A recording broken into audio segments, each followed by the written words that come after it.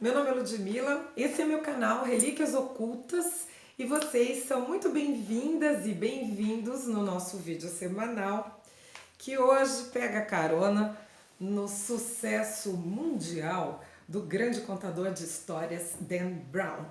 Por quê? Porque semana retrasada, né? No carnaval eu fui a São Paulo ver a exposição Leonardo da Vinci, 500 anos de um gênio.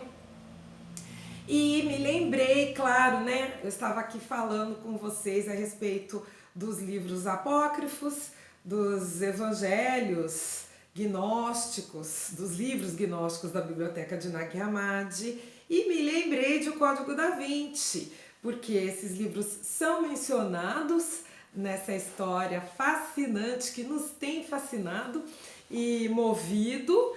E aí eu resolvi usar o roteiro do Dan Brown aqui no canal, porque ele é melhor do que eu para fazer roteiro, né? Ele já provou que ele é melhor que muita gente. Então eu vou pegar a história do Dan Brown, na qual ele reúne os elementos, né? Vários elementos que nos interessam, que são religião e, no caso aqui mais especificamente, o cristianismo. Aqueles acontecimentos na Galileia, na Judéia, há 2000 anos, a vida de Jesus de Nazaré, sua vida particular, sua relação com sua discípula, sua seguidora Maria Madalena, as consequências que isso teve, a relação das sociedades secretas com este grande segredo aí da história ocidental, a arte, os monumentos, os símbolos, né, que foram feitos, inspirados nessa grande história de Jesus. Enfim, eu vou pegar então o Código da Vinci e daqui para frente eu vou usar o que foi contado, que foi abordado ali no livro do Dan Brown, para a gente poder falar aqui no canal. Muito, né? Claro, porque é muito interessante, porque ali ele colocou juntos, costurados esses assuntos que nos interessam aqui, né, diretamente, senão não estaríamos aqui reunidos. E também porque, acredito eu, né, a maioria de nós aqui ou leu o livro ou viu o filme. Ou então, que é uma situação ideal, fez as duas coisas. Se você só viu o filme, eu sugiro que você compre o livro urgentemente, que você não vai gastar o seu dinheiro nem perder seu tempo, porque o Dan Brown é um excelente contador de histórias e a partir do momento que você pega esse livro, você não consegue mais largar. Você vai ver que você vira a página e ele sabe terminar o capítulo de um jeito que você não se aguenta e quer continuar para saber o que aconteceu na sequência. Então, por conta desse terreno, né, que foi preparado pelo Dan Brown, eu achei interessante pegar como gancho essa história, que já foi aí, né, o terreno já foi preparado, como eu falei, por ele, e aí a gente vai poder conversar um pouco mais livremente, vai ser mais produtivo, falar em personagens, em acontecimentos, obras de arte, talvez, né? Personagens da história que se tornaram famosos através da história de Dan Brown. Falei para vocês também na semana passada que eu gosto muito do professor Bart Ehrman, que assim como nós também gostou, é um fã de Código da Vinci, só que tem uma diferença, ele é um especialista nesse assunto. Bart Ehrman é um pesquisador da área. Então, ele gostou muito do Código da Vinci, mas ele tem a clareza que é preciso ter de que o Código da Vinci é uma obra de ficção e, como tal, tem que ser lido com cuidado. Mas como é que a gente vai fazer a diferença entre o que é fato e ficção? Nós que não somos estudiosos da área. A gente pega e lê o trabalho do Bart Ehrman e de tantos outros para poder se esclarecer e a partir daí tirar as nossas próprias conclusões, né? Então eu mostrei para vocês aqui este livro, A Verdade e a Ficção no Código da Vinci. Mostrei também um outro que é uma coletânea muito boa, O Segredo do Código, de Dan Bernstein, que é um jornalista freelance que, entre outros, entrevistou o Bart Ehrman, tá? Para essa coletânea. E eu vou ter como guia este livrinho que foi escrito especificamente para falar então sobre essas alegações, para esclarecer as alegações do Dan Brown, que estaria lidando aí com fatos, com documentos autênticos, com fontes autênticas e etc. Tá bom? Antes de começar, eu queria falar só mais uma coisa. Na semana passada, antes de começar, né, isso aqui é só uma introdução, antes de começar assim, entrar no assunto de fato, na semana passada eu disse que eu iria falar sobre os livros da Biblioteca de Nag Hammadi, aí, nomeadamente os evangelhos mais famosos, que são o Evangelho de Tomé, o Evangelho de Felipe e de Maria Madalena, mas eu tenho uma paranoia por clareza, como já falei aqui algumas vezes, então antes de entrar nos livros propriamente ditos, vamos ver aí um apanhado geral, né? Eu preciso me esclarecer, eu sempre gosto de saber, assim, de me contextualizar historicamente, de me localizar no espaço-tempo, e eu acredito que vocês também vão gostar e vão tirar bastante proveito disso. Eu comecei a ler um livro, um estudo a respeito do Evangelho de Tomé, muito bom, escrito pela Elaine Pagels, que eu também mencionei aqui semana passada. Se chama Além de Toda a Crença, o Evangelho Desconhecido de Tomé. Eu vou colocar na descrição do vídeo, tá? Mas eu vou falar mais a respeito dele aí posteriormente, aí então eu falo, né, mais especificamente. Mas a Elaine Pagels, aqui no livro atrás, faz uma pergunta que eu acho que é um excelente ponto de partida para todos nós que nos interessamos por esse assunto. É uma pergunta que acho que a gente deveria se fazer. É uma pergunta que calou profundamente na minha pessoa e eu vou ler para vocês e eu faço essa pergunta a você, tá bom? Eu queria que você pensasse nisso. E se o cristianismo fosse diferente de tudo o que conhecemos? E se, ao lado de Mateus, Marcos e Lucas, o Novo Testamento não incluísse o relato de João, mas sim o de Tomé, um dos evangelhos gnósticos? Quando eu falei sobre o Código da Vinci na semana passada, eu lembrei das polêmicas, das controvérsias, das discussões que foram suscitadas pelo Dan Brown entre crentes e não crentes. E falei especificamente das pessoas que gostaram muito do livro, mas que o consideravam 100% uma obra de ficção. Dizendo, imagina, mas que bobagem, Jesus ter sido casado com a Maria Madalena, ter tido uma família com ela. E eu sempre respondia que o Dan Brown tinha a virtude, ele teve o grande mérito de nos despertar, de fazer esta pergunta indiretamente, né? Através da ficção, ele indiretamente fez essa pergunta.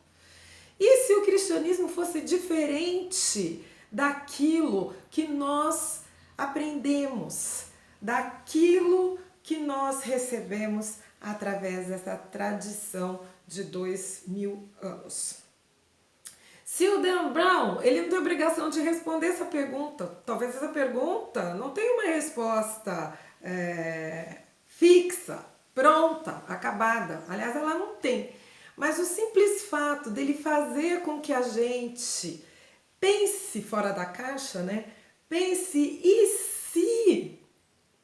Eu falei isso no vídeo da semana passada. Talvez a história fosse diferente. E talvez ela tenha sido. Em que termos ela foi diferente é o que a gente tenta descobrir, é o que a gente tenta imaginar. E este movimento, eu acho que é o que o Dan Brown fez. Ele fez um movimento de fazer com que a gente saísse daquela mesmice para pensar um pouco diferente e talvez com isso descobrir facetas diferentes do cristianismo que talvez te agradem mais. Talvez você seja um cristão, mas talvez haja coisas no cristianismo que não te satisfazem mais. E aí, uma nova perspectiva, uma nova abordagem dessa doutrina, talvez seja mais interessante, mais agradável para você, tá bem? Existe aqui no livro da Elaine Pagels também, eu sublinhei uma outra colocação que ela faz, tá? Essa pesquisa que ela fez a respeito do Evangelho de Tomé, ajudou a esclarecer aquilo de que eu não posso gostar. A tendência a identificar o cristianismo com um conjunto único e autorizado de crenças, por mais que elas variem de igreja para igreja, associadas à convicção de que somente a crença cristã oferece acesso a Deus. Então, é nesse espírito e com essa intenção que a Elaine Pagels escreve e que a gente lê o Código da Vinci e tenta fazer uma diferença entre fato e ficção, de coração aberto, com a mente aberta, para descobrir coisas novas que talvez façam a gente pensar duas vezes, abandonar algumas crenças, abandonar algumas convicções para abraçar outras, ou talvez não. Talvez continuar com as mesmas, mas qualitativamente diferentes, com ganhos qualitativos, né? Então, assim, sem medo de fazer descobertas e de refletir a respeito delas, tá bem? Então, assim, gente, voltando então ao professor Bart Ehrman, eu fico sempre olhando quantas horas eu já falei, né? Porque eu falo demais. Bart Ehrman leu o Código da Vinci e também, como nós, gostou bastante. Mas como historiador, que aprendeu várias línguas para poder estudar o passado, ele se incomodou um pouco com o fato das pessoas interpretarem, levarem a ficção do Dan Brown ao pé da letra, em casos, né, nos quais está comprovado de que não é daquele jeito que o Dan Brown contou. Então ele escreveu esse livro, ele foi procurado na época do lançamento do Código da Vinci, ele foi procurado por jornalistas, entre eles o Dan Bernstein, que o entrevistou para aquele livro que eu mostrei para vocês, para prestar esses esclarecimentos, para responder perguntas, mas o editor dele, da Oxford, falou, não, eu acho que está faltando um livro escrito por um especialista na área para falar assim, mais especificamente, mais prolongadamente, mais em detalhes sobre todos os aspectos ali que não correspondem aos fatos do Código da Vinci, fez essa proposta, o Bart Ehrman aceitou e o produto dessa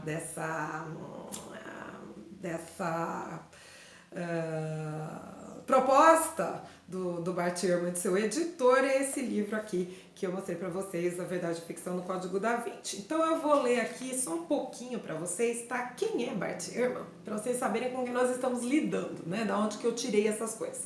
Bart Ehrman é historiador e catedrático do Departamento de Estudos Religiosos da Universidade da Carolina do Norte, especializado no período da Igreja Primitiva e na vida de Jesus. Então, assim, gente, ele é uma fonte muitíssimo confiável de conhecimentos a respeito desse assunto. Existem várias outras, mas essa aqui foi a que eu descobri. Eu conheço outras também, mas eu gosto muito do jeito que ele escreve. Ele escreve para leigos, ele também escreve livros técnicos para especialistas da área, mas esse aqui foi escrito para nós, tá? Para o público em geral que se apaixonou pela trama de O Código da Vinci. E ele começa aqui na página 14, de uma maneira assim bem pragmática. E eu, com as minhas paranoias, né, a respeito da clareza que as coisas precisam estar assim, pingo no I, risco no T, eu vou usar esse começo, a lista que o Bart Ehrman fez a respeito dos erros factuais que estão no Código da Vinci, tá? Então, não são todos, pelo menos ele não coloca como sendo todos. Ele diz assim, alguns erros factuais em O Código da Vinci. Número 1. A vida de Jesus decididamente não foi registrada por milhares de seguidores em toda a região, que é, então o Dan Brown afirma isso em O Código da Vinci, né? Bom, a gente não sabe minimamente quantos seguidores Jesus tinha. Sabemos pelos evangelhos canônicos que ele tinha 12 discípulos e tinham as mulheres, né, que o acompanhavam. Agora, quem eram exatamente os seguidores, quantos eram, a gente não tem a menor ideia. Então, o Dan Brown fala em milhares de seguidores, isso não é verdade. E, segundo o Bart Ehrman, muito bem lembrado, né, muito menos alfabetizados. Então, no vídeo em que eu falei sobre as motivações dos evangelistas, eu falei sobre a questão da alfabetização na antiguidade. Então, assim, além de ter que ter uma memória fotográfica, né, para lembrar de tudo que Jesus falou, a pessoa tinha que saber ler e escrever muito bem, o que não era uma realidade naquela época, certo? Número 2. Não é verdade que 80 evangelhos tenham sido estudados para compor o Novo Testamento. O Bart Ehrman fala que dá a impressão, pelo Código da Vinci, que foi feito um concurso literário. Vários evangelhos foram enviados, vários foram estudados e escolheram aqueles 4. Não foi assim, tá bom? 3. Não é verdade de jeito nenhum que Jesus não tenha sido considerado divino até o Concílio de Nicéia e que até então fosse considerado apenas um profeta mortal. Não, então o Dan Brown, através, né, de seus personagens, no caso aí o Lee Tibben, um amigo do Robert Langdon, ele afirma que Jesus era considerado humano, totalmente humano, e que foi no Concílio de Nicéia, que foi convocado pelo imperador Constantino no ano de 325. Então, assim, eu falei num dos vídeos, não sei se foi no vídeo passado, que o século IV é um século de importância capital para a história do cristianismo, porque foi o século da conversão do imperador Constantino, que se deu no ano de 312. Eu vou falar a respeito disso mais especificamente, mas enfim, 312 ocorre, aí vamos por entre aspas, né, a suposta conversão do Constantino. Se converteu mesmo ou não, a gente fala depois. É um pouco controverso esse assunto. Mas 13 anos depois, no ano de 325, ele convoca um concílio na cidade de Nicéia, que ficaria hoje na atual Turquia, para discutir justamente a divindade de Jesus Cristo. Então, assim, não é que Jesus era considerado humano aí no concílio de Nicéia decidindo que ele era divino. Não! Os evangelhos canônicos já retratam Jesus como humano e divino. Mas no concílio isso era uma controvérsia, isso não era uma coisa clara, o quão divino ele era. Então o concílio de Nicéia serviu para discutir o quanto de divindade Jesus estava representado ali, encarnado na pessoa de Cristo. Então, assim, pelo Código da Vinci fica parecendo que Jesus era humano, aí inventaram que ele era Deus no concílio de Nicéia. Não, isso não é verdade, tá bom? A maioria dos cristãos já o considerava divino no início do século IV. Inclusive havia quem pensasse que ele era tão divino que sequer seria humano. A gente vai falar depois disso um pouco mais especificamente, tá bom? 4. Constantino não encomendou uma Bíblia novinha em folha que omitisse qualquer referência às características humanas de Jesus. Bom, segundo Bart Ehrman, para começo de conversa, Constantino não encomendou Bíblia nenhuma, tá bom? Além disso, os livros que efetivamente chegaram a ser incluídos, que são os 4 canônicos, estão recheados de referências às características humanas de Jesus. Então Jesus tem fome, tem sede, Jesus se entristece. Lembram do episódio da morte de Lázaro? Então nos 4 evangelhos, Jesus é um misto de humano e de divino. E o Concílio de Nicéia, isso começou a dar uma série de controvérsias, e no Concílio de Nicéia, inclusive, acabou surgindo aí o dogma da Santa Trindade como uma consequência dessa discussão.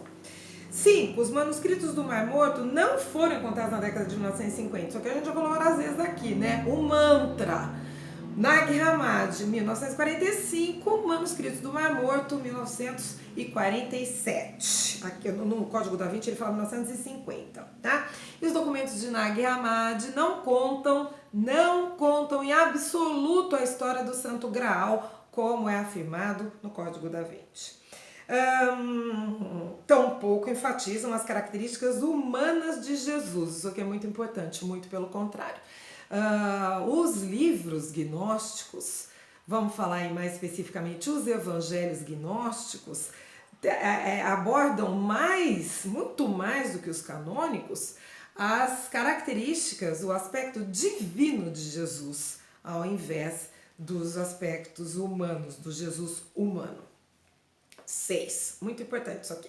O decoro social judaico de modo algum proibia que um judeu fosse solteiro, que é uma coisa que no livro é usado pelo Dan Brown, o argumento que é usado pelo Dan Brown através dos seus personagens para dizer que Jesus era casado, porque ele não poderia não ser casado, porque não era, um judeu naquela época não poderia ser solteiro, não sei se vocês se lembram disso, né? Então, o Bart Ehrman diz que não, de modo algum, isso não era verdade, tanto é que a comunidade dos essênios, a comunidade ligada aí, quase que unanimemente considerada, né, quase que unanimemente ligada diretamente aos manuscritos do Mar Morto, a história da escrita e preservação dos manuscritos do Mar Morto, né, os essênios eram celibatários. Não eram 100% celibatários, havia membros que eram casados, mas se fosse uma coisa absolutamente contra a tradição judaica, então os essênios não poderiam ser solteiros, né? Então o Bart Ehrman fala isso aqui, né? A maior parte dos essênios era celibatária. Os manuscritos do Mar Morto 7. Os manuscritos do Mar Morto não são os mais antigos registros cristãos, como afirma Dan Brown, a gente já falou sobre isso aqui também, né? Eles são judaicos, documentos judaicos e não cristãos. 8. Não temos qualquer informação sobre a ascendência de Maria Madalena. Nada existe que possa vinculá-la à casa de Benjamim, ainda que houvesse esse vínculo, nem por isso ela seria uma descendente de Davi. Esse livro aqui foi publicado no ano de 2005, as escavações, os estudos, as pesquisas não param. Eu estive em Magdala o ano passado, a cidade é um sítio arqueológico com escavações lá por todos os lugares, então assim, as pesquisas continuam a todo vapor a respeito de quem foi Maria Madalena, mas até agora eu pelo menos eu não sei de nenhuma edição atualizada desse livro aqui, mas eu também não li nada a respeito de nenhuma descoberta que vinculasse a Maria Madalena à casa de Benjamim ou à casa de Davi, tá? A tribo de Benjamim ou à casa de Davi. 9. Maria Madalena estaria grávida no momento da crucificação? Essa é muito boa, segundo Bart Ehrman. E finalmente o 10, o documento Q, de queijo, não é uma fonte preciosa que o Vaticano trata de manter oculta. Nem um livro supostamente escrito pelo próprio Jesus. Então tem sempre aquela história, né, dos documentos secretos, os documentos escondidos pelo Vaticano. A fonte Q é uma fonte, queijo, né, a letra Q é de Quelle, em alemão, que significa fonte. É uma fonte hipotética que os estudiosos supõem que tenha servido de fonte, né, para a escrita dos evangelhos de Mateus e de Lucas. Cronologicamente falando, o evangelho mais antigo é o evangelho de Marcos. Então, ele teria servido de fonte para Mateus e Lucas. Lembrando aqui, dos 4 evangelhos canônicos, nós temos 3 que são sinóticos, porque eles têm mais semelhanças, os 3 primeiros, e aí fica o evangelho de João à parte. Falaremos mais a respeito de João futuramente, né? Mas desses 3 sinóticos, os 3 primeiros, Marcos, apesar de ser o segundo, ele cronologicamente é o primeiro, ele é o mais antigo. Depois vieram Mateus e Lucas, então ele serviu como base para os 2. Porém, os outros 2, Mateus e Lucas, contam histórias que não estão presentes no Evangelho de Marcos, e isso fez com que os estudiosos pensassem, supusessem que existiria uma outra fonte. E a esta fonte eles deram o nome de quê? Certo? Então, continuando aqui com o Bart Ehrman. Trata-se de um documento hipotético que os estudiosos pressupõem ter estado ao alcance de Mateus e Lucas, contendo, sobretudo, uma coleção dos ensinamentos de Jesus. Estudiosos do catolicismo romano pensam o mesmo que os não católicos. Não há nada de secreto a seu respeito. Eu separei aqui uma coisa que eu acho muito importante, né? A gente está falando dos escritos, das fontes, então a cronologia, né? É muito importante lembrar que os livros do Novo Testamento eles não foram organizados na ordem cronológica em que eles surgiram, em que eles foram escritos. Eles foram organizados na ordem da narrativa. Então, por que primeiro os 4 evangelhos? Porque eles contam a história da vida, dos feitos, dos ditos de Jesus de Nazaré, terminando com sua crucificação e a ressurreição. E aí, a partir dos Atos dos Apóstolos, nós temos o que aconteceu posteriormente, por isso que eles foram organizados naquela ordem. Mas, cronologicamente, os anos, né, em que eles foram escritos, não foi essa ordem aí. Tá? Os escritos de Paulo, já falei isso aqui num dos vídeos, são os mais antigos do Novo Testamento. Aqui a gente pode falar isso, o vídeo já tá ficando enorme aqui, né? Mas enfim, posso falar isso no vídeo da semana que vem. Eu separei uma coisa aqui para falar para vocês. Eu acho que até já perdi aqui, mas enfim, né? Onde que tá, meu Deus do céu? Que eu acho que é bastante importante para nós termos em mente, né? Jesus não escreveu nada. Nunca é demais a gente enfatizar isso. Tem tanta coisa aqui marcada no livro, isso aqui que é importante, eu desmarquei. Mas nunca é demais, penso eu, né, a gente se lembrar que do punho de Jesus nós não temos absolutamente nada.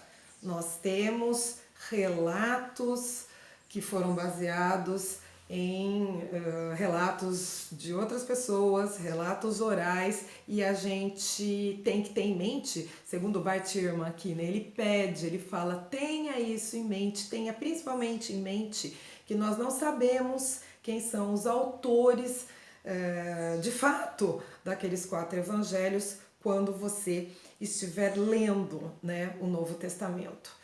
Então assim, gente, eu já falei demais, tá? Eu espero que você não tenha ficado cansado. E daí, na próxima semana, nem vou prometer, né? O conteúdo da próxima semana vai depender aí, claro, do andamento aqui das minhas leituras. Eu espero que eu avance na questão do Evangelho de Tomé, mas independentemente disso, eu vou continuar falando, seguindo aí o livro do Bart Ehrman, com relação aos esclarecimentos da verdade, do que é verdade e o que é ficção no Código da Vinci, tá bom? Se você tem alguma coisa para falar, se você tem alguma coisa para nos contar, por favor, coloque aí nos comentários. E se eu falei alguma coisa que você não entendeu direito, fale também que eu vou prestar esclarecimentos. E se você ficou com alguma dúvida e se eu puder responder, eu vou responder. E se eu não souber, com certeza eu vou correndo atrás para saber se eu descubro alguma coisa. tá bom? Então, espero que você tenha gostado e que, se gostou, você compartilhe isso com mais pessoas que tenham interesse nesse assunto, que possam aproveitar e aprender um pouco mais, tá bom? Muito obrigada e até semana que vem.